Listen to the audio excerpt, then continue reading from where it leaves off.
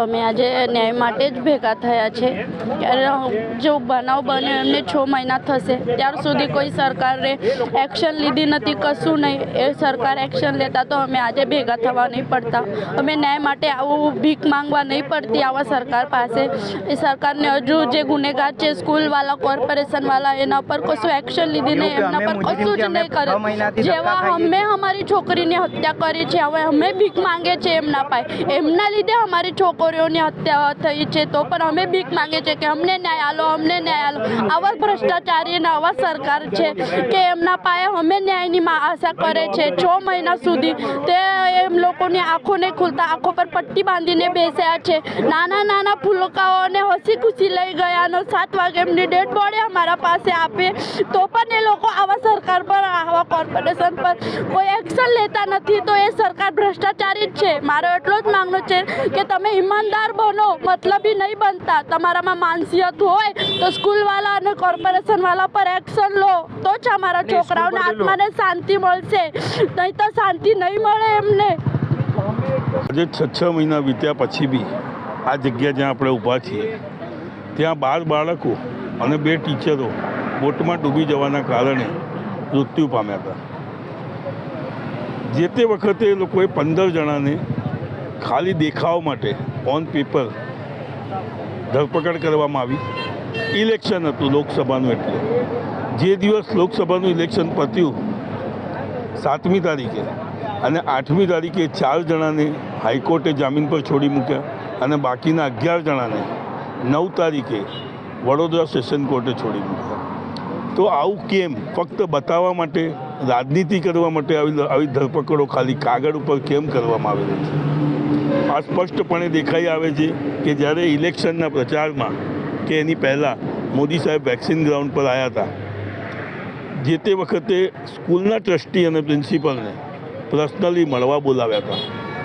તે પછી લોકસભાનું ઇલેક્શન જીત્યા પછી જે દિવસ એમને સોગંદવિધિ હતી ત્યારે આ ઇન્વિટેશન મોકલી અને સ્કૂલના પ્રિન્સિપલ અને ટ્રસ્ટીને સોગંદવિધિની અંદર કાયદેસરનું આમંત્રણ આપવામાં આવ્યું છે। આ દિલ્હીમાં બાપ બેટા બેય, બેટો પ્રિન્સિપલ છે, બાપ ટ્રસ્ટી છે, બેયના મોદી સાહેબ સાથે આ દેખાઈ આવે છે, આપની સામે છે। તે પછી આજની તારીખમાં જે માણસને જેલની અંદર હોવું જોઈએ એ રાષ્ટ્રપતિ ભવન અને મસૂરીમાં ફરી રહ્યો છે।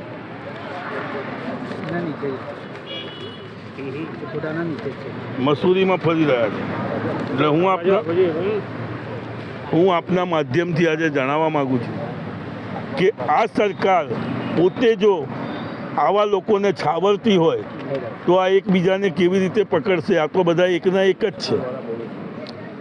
આજે જે માણસ જેલની પાછળ હોવો જોઈએ તેને આપણા વડાપ્રધાન બાજુમાં પડખે બેસાડતા હોય અને એને ઇન્વિટેશન આપી પોતાના સોગંદવિધિમાં બોલાવતા હોય તો એ માણસ ક્યાંથી પકડાવાનો છે? જે સૌથી મોટો ગુનેગાર છે, જેણે અહીંયા લેક ઝોનમાં આવતા પહેલાં કાયદેસર પરમિશન લેવી પડે, અહીંની બધી ઇન્ક્વાયરીઓ કરવી પડે કે અહીંયા શું શું છે, કઈ સેફટીઓ છે, કશું જ જાણ્યા વગર લોકોને મોતના મોંમાં ભરખી દીધા।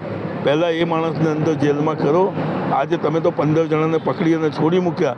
આ બધી રાજનીતિઓ બંધ કરો। આ બુટલેગરો બધા ભેગા મળી અને આ બધા ધંધા જે થઈ રહ્યા છે, આ હવે ગુજરાતમાં નહીં ચાલે। જો દિલ્હીના સીએમ ખોટા કેસોમાં આજે જેલ પાછળ જતા હોય તો ગુજરાતના કેમ નહીં? આજે 6 મહિનાની અંદર આવા 3 4 કૌભાંડો થયા। આજે આ અહીંયા 14, રાજકોટની અંદર 40, આનાથી પહેલાં સુરતની અંદર 25 કે 30 જણા। જો 1 વર્ષની અંદર આટલા લોકો મરતા હોય તો મોદી સાહેબ અહીંયા 15 વર્ષ સીએમ બનીને અને વિકાસના મોડેલ પર દિલ્હી પહોંચ્યા। દિલ્હીમાં બી આજે 10 વર્ષથી છે, સાંસદ લડી અને અહીંથી વડાપ્રધાન બન્યા છે। કેમ બરોડા સાથે ન્યાય નથી થતો? કેમ વડોદરામાં કોઈ પણ જાતનો સહકાર નથી મળતો? હું આપના માધ્યમથી કહેવા માગું છું કે જો આ 15 દિવસની અંદર આ લોકોને ન્યાય નહીં મળે તો આમ આદમી પાર્ટી ગાંધી ચિંધે ધરણા પર બેસશે અથવા અમરણત ઉપવાસ પર બેસશે। દિવસે દિવસે 6 મહિના થઈ ગયા। 6 મહિના પછી તથ્ય અને સત્ય બહાર આવી રહ્યા છે કે જે આરોપીઓના જામીન હાઈકોર્ટમાંથી થવા જોઈએ અહીંથી સીધા જામીન થયા છે। આપ મીડિયાના આભાર પ્રગટ કરીએ છીએ. એક મીડિયા એ અહેવાલ પ્રગટ કર્યો કે સુરતથી આંગળીયું બોમ્બે થયું, જામીન માટે વિચારો. અને અહીં ગાડી હવે અમને ખબર પડી કે આ તો ચોરને મોર સાચવવા આપ્યા છે, આ તો પીછા કાઢી લેશે. જે મુખ્ય આરોપી છે, જે સ્કૂલ જેના વાલીઓએ બાળકોને સોંપ્યા હતા ને પહેલા દિવસે એ નવટંકી બાદ પોલીસ નહીં તો બી ત્યાં ગાડી કામ કરીને આવ્યો છે ફિલ્મ સિટીની અંદર. એ જ કલાકાર રડીને કહેતો હતો એ બાળકો અમારા હતા, સ્કૂલના બાળકો હતા, અમે લડીશું, ફરિયાદ કરીશું. ફરિયાદી તો ભાઈ બન્યો નહીં, કોઈ જગ્યાએ એને વાલીને કે કોઈને મદદ નથી કરી. અને એ બાળકોને અહીં 300 રૂપિયા કમિશન માટે અહીં લાવીને હોમી દીધા. એને સજા કરવાની જગ્યાએ મારા માનનીય આદરણીય વડાપ્રધાન એને આમંત્રિત કરે છે શપથ. એ ચોરને, ઋષિ મોરે હત્યારાને આમંત્રિત કરે છે, આ વાલિયાને, આ વાલિયા લૂંટારાને. વિચારો તમે, આ આપણે જેને હીરો સમજતા હતા એ જ વિલન નીકળ્યા. અને જે મેન કલાકાર વિનોદ રાવ હતો એની પર કોઈ જગ્યાએ સકંજો નથી. પણ અમને ન્યાય પ્રણાલી પર ભરોસો છે, કોર્ટ ઉપર ભરોસો છે.